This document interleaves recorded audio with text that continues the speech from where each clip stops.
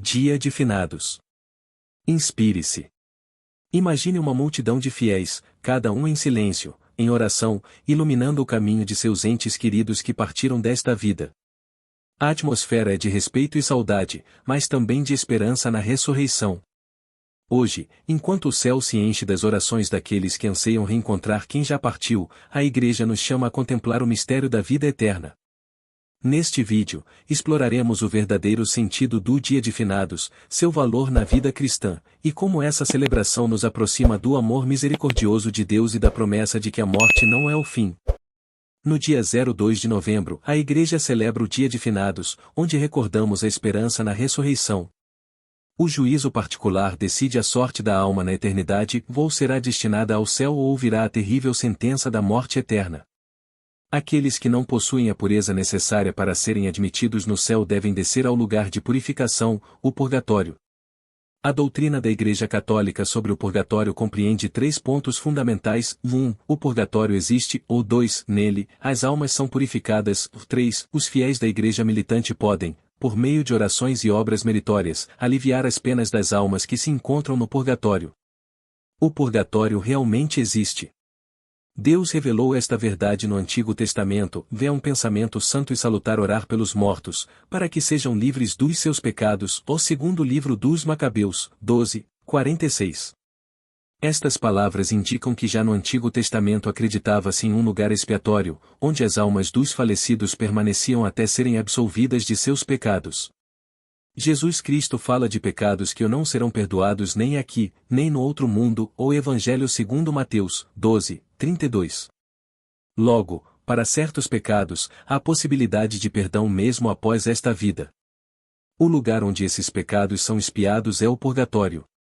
A Igreja ensina com precisão a existência do purgatório. São Gregório Magno escreveu: sei que alguns devem fazer penitência ainda depois desta vida, nas chamas do purgatório. São Cipriano afirma: uma coisa é esperar o perdão, e outra é entrar na eterna glória, ou uma coisa é ser posto no cárcere e dele não sair até que se pague o último centavo, e outra coisa é receber imediatamente a recompensa da fé e da virtude, uma coisa é penar muito tempo e purificar-se nas chamas do purgatório e outra coisa é ter removido todos os pecados pelo martírio. Os concílios ecumênicos de Cartago, Lyon, Florença e Trento definiram claramente a fé na existência do purgatório. Nas antiquíssimas orações litúrgicas, a Igreja pede a Deus que o purifique as manchas que ainda aderem às almas dos fiéis falecidos, que o compadeça-se delas e lhes conceda o descanso eterno, que o lhes conceda o lugar da paz e da luz, e que o as liberte das tristes moradas e as faça gozar da sorte dos justos. Essa doutrina da Igreja é também razoável. Se é certo que apenas almas purificadas entrarão no céu e que poucos estão isentos de toda culpa ao momento de sua morte, seria inevitável a exclusão da maior parte dos homens do céu, a menos que houvesse um lugar de expiação após esta vida. Negar a existência do purgatório equivaleria a excluir quase toda a humanidade da eterna bem-aventurança, o que contraria tanto a fé quanto a razão. No purgatório, as almas dos justos são purificadas. O purgatório é um lugar onde não prevalece a misericórdia, mas a justiça divina.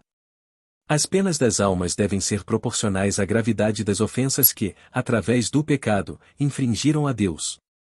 A severidade da expiação necessária para cada alma está relacionada à gravidade dos pecados cometidos. É terrível cair nas mãos do Deus vivo. Carta aos Hebreus, 10:31. O purgatório é um lugar de penitência, que, contudo, não encontra igual aqui na terra. A razão é clara: toda penitência feita aqui, por mais rigorosa que seja, tem por finalidade preservar o homem da penitência futura na eternidade. Se assim é, a penitência a ser realizada na eternidade deve ser extremamente dolorosa. Se os maiores santos castigavam o corpo com tanto rigor, ou se os primeiros cristãos prontamente assumiam as disciplinas mais ásperas e humilhantes, era justamente para se livrarem das penas temporais na eternidade.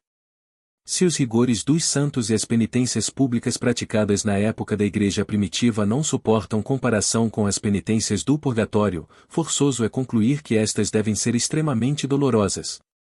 O purgatório é um lugar de purificação, que amedrontaria até os maiores penitentes e os mais dedicados amigos da cruz. Por quê? Porque a purificação que ocorre no purgatório é totalmente distinta daquela que Deus costuma aplicar nesta vida. A purificação feita aqui é meritória, em atenção à paixão e morte de Jesus Cristo. A purificação no purgatório, entretanto, é um sofrimento que não oferece mérito algum, pois são penas que a alma, contra a vontade de Deus, se tornou merecedora por causa de seus pecados. Davi suplicou a Deus: o Senhor, não me repreendas em tua indignação, nem me castigues em teu furor. Isso, segundo a explicação de Santo Agostinho, significa: assisti-me, ó meu Deus, para que eu não mereça a vossa ira, ou seja, as penas do purgatório. Terceiro, quem são aquelas almas que sofrem no purgatório? Em sua maioria, não são nossas conhecidas, mas nenhuma delas é totalmente estranha a nós. Todas elas, sem exceção, estão unidas a nós pelo laço da graça santificante, ou são, portanto, nossas irmãs em Jesus Cristo. Da mesma forma como não negamos auxílio a um irmão em extrema necessidade, não devemos recusar nosso socorro às pobres almas que sofrem incomparavelmente mais, sem a possibilidade de melhorar sua situação, sobretudo quando temos em nossas mãos meios poderosos para aliviar-lhes as dores. Não haverá entre essas almas uma ou outra que nos interesse mais de perto? Descendo em espírito às trevas do purgatório, acaso não descobriremos ali as almas de nossos pais, parentes, amigos e benfeitores? A caridade e a gratidão não exigem que lhes prestemos nosso auxílio? Elas não teriam direito à nossa intervenção, especialmente quando as penas lhes foram causadas por pecados que, talvez, cometeram por nossa culpa. É natural e justo que externemos nossa dor quando perdemos um ente querido, mas o verdadeiro amor exige de nós algo mais. Precisamos unir nossas lágrimas ao sacrifício de Jesus Cristo no Gólgota. Nossa dor deve ser ativa, assim como foi ativa a dor de Cristo junto ao túmulo de Lázaro, seu amigo. A nossa dor pela perda de pais, parentes e amigos não deve se limitar a manifestações exteriores. Por mais luxuosas que sejam as coroas depositadas sobre seus túmulos, por mais vistosos que sejam os monumentos erguidos sobre seus restos mortais, eles não preservam o corpo da decomposição nem defendem a alma contra os tormentos do purgatório. Para não sermos culpados de ingratidão e insensibilidade, é preciso utilizar os meios que a Igreja nos oferece generosamente, como a oração, a recepção dos santos sacramentos, em especial a Santíssima Eucaristia, o santo sacrifício da missa, as obras de penitência e caridade e as santas indulgências. Uma oração simples, mas devota, como o Pai Nosso, quando oferecida pelas almas, vale mais que muitas coroas de grande valor. Uma santa missa celebrada pelo descanso eterno de uma alma beneficia-a infinitamente mais que um monumento suntuoso, pois a Santa Missa é o sacrifício expiatório por excelência. O espírito pagão, com sua vaidade ostentosa, infiltrou-se em todas as camadas de nossa sociedade, e infelizmente já conseguiu, em grande parte, se insinuar até no santuário. Quão diferentes são os funerais de hoje em relação aos dos primeiros cristãos nas catacumbas. Naquela época havia muita devoção e poucas flores, hoje há uma profusão de flores e coroas e pouca ou nenhuma devoção. Os primeiros cristãos levavam os falecidos ao cemitério cantando salmos e recitando orações, os cristãos de hoje acompanham os funerais por mera formalidade, sem sequer rezar uma Ave Maria pelo descanso do falecido.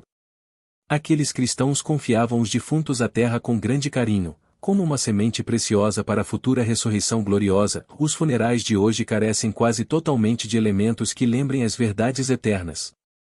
Quão bela é a devoção às almas do purgatório! Ela é agradável a Deus, proveitosa para as pobres almas e utilíssima para nós mesmos. Não fechemos nossos ouvidos aos lamentos de nossos irmãos que padecem no purgatório. Eles levantam as mãos para nós, suplicando nosso auxílio.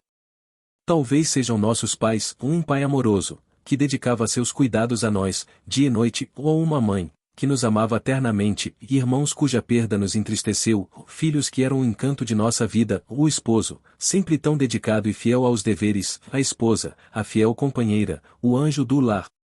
Todos sofrem penas amargas, impossibilitados de melhorar sua sorte.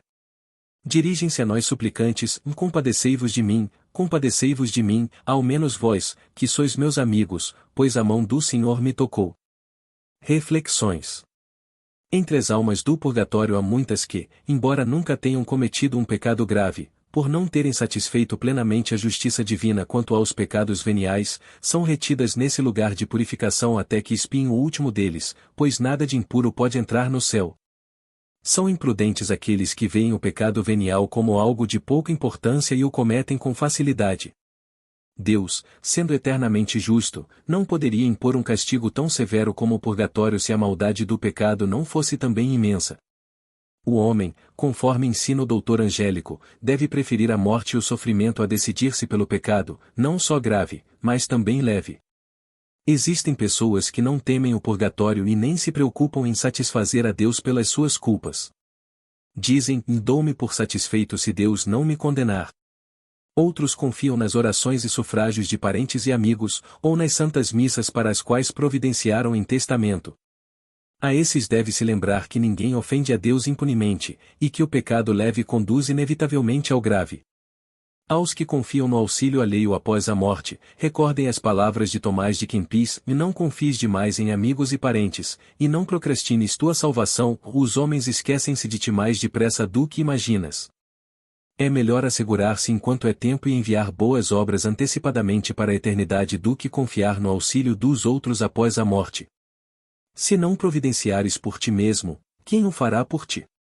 Santos do Martirológio Romano celebrados hoje: em Tarso, o martírio de Santo Eustóquio, no tempo de Juliano, o apóstata, século IV. Em Vienne, o bispo São Jorge, século VII.